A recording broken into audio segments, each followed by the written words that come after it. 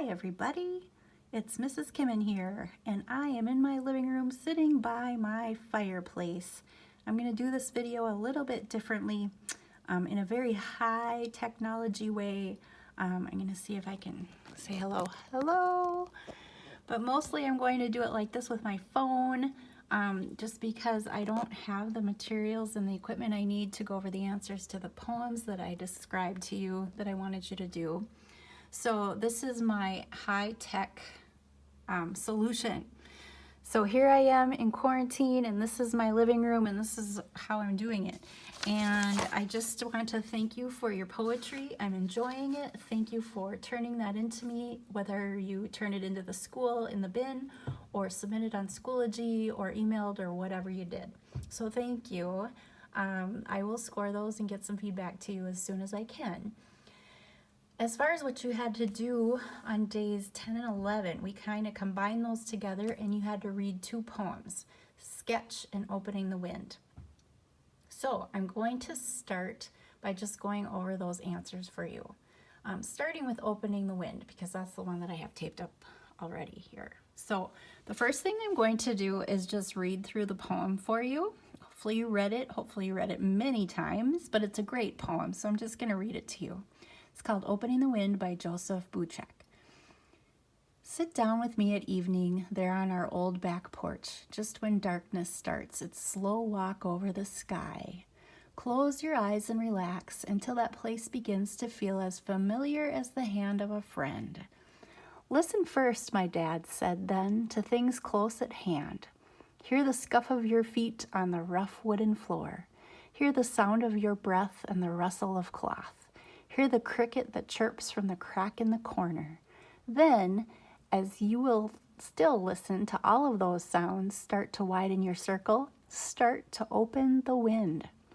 Now the call of an echo hawk reaches your ears, and the voice of the boy down the block as he brings in his bike. You still hear them, but widen the circle again. Hear the yelp of a hound tied behind the gray barn, half a mile down the road. Then the sound of the frogs from the place where the distant fields turn into marsh. A car passes, its tires wash like waves down the road, passing the store at the crossing that is farther than sight. Like the strings of a harp, all these sounds join in song, which you hear the first time when you open the wind. Okay, so just a lovely poem to listen to and to read. And then you have the answers to the first three questions right here. And just to talk through them a bit, the first question asks, which detail from the poem refers to a sense other than hearing?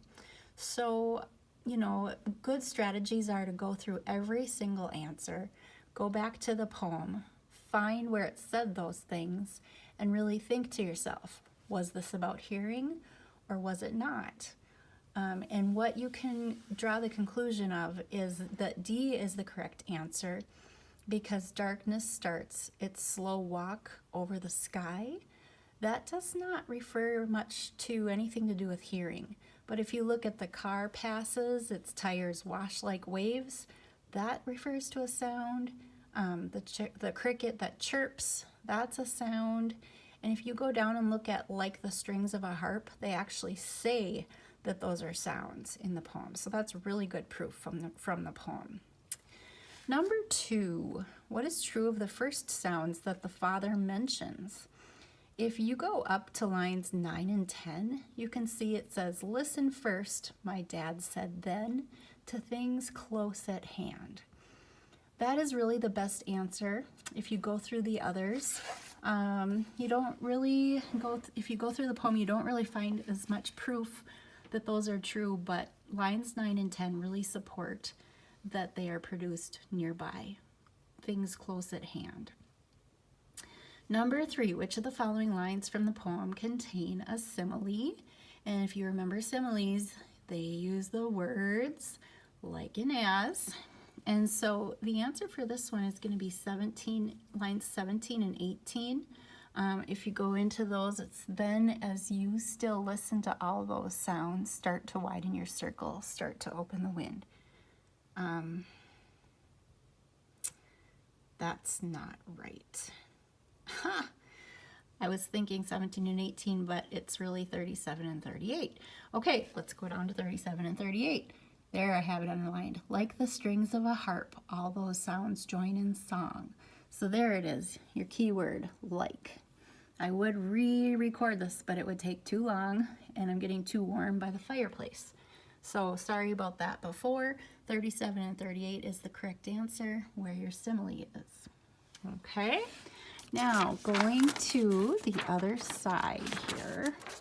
Very technical process, switching the tape. Here we have number 4. What is the lesson that the father in the poem most likely wants to pass on to his child? A says, remember that the night air can soothe because it carries familiar sounds. We don't really get a lot of proof there. For C, it is more important to pay attention to nearby sounds than to distant sounds. If it was more important to pay attention to the nearby sounds, my question is, why would he bring up sounds towards the end that are farther away? So I don't think that one's right either. D, while you must set goals to achieve things in life, remember to relax. I don't recall goals being mentioned all the way throughout the poem, so that doesn't seem likely at all. What seems most mentioned is the world around you can be experienced and expanded through ears as well as eyes, because there are sights and sounds talked about all the way through the poem. So B is the correct answer for number 4. Number 5, the correct answer is B. It asks in line 17 and 18, which of the following sounds does the poet refer to as those sounds? And you can see the ones that come before that are the rustle of cloth.